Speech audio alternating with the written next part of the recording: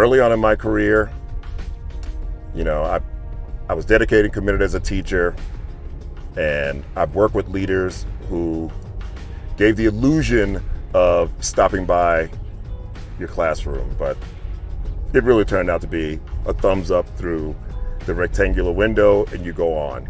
And admittedly, for the first couple of years, just thought that was cool. Just like, the man is not hounding us. And I thought that, I would have voted that principal of the year, just because after the Pledge of Allegiance, we can count on him to come by, do that in the window, and then move on. But after a while, the longer I was at the school, the more I took pride in feeling a part of something bigger. And I realized that, man, I was cheating myself, with that expectation.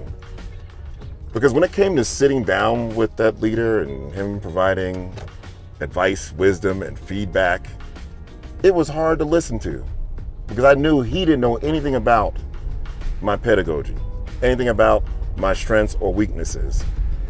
And so from that point forward, I feel insulted. I feel insulted when my contribution isn't viewed as valuable enough to monitor, examine, to give feedback about.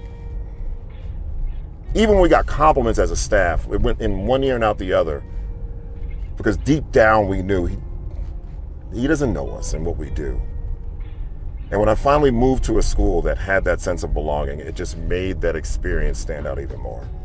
So a challenge to leaders is this: look, nobody gets more emails than you, nobody gets more phone calls than you. I get it. You have enough to keep you bound and strapped in that chair in your office 24/7, 365. I know that. I empathize with you, but guess what? Nobody cares. Your people don't care. They want to know you care. And you care by being visible.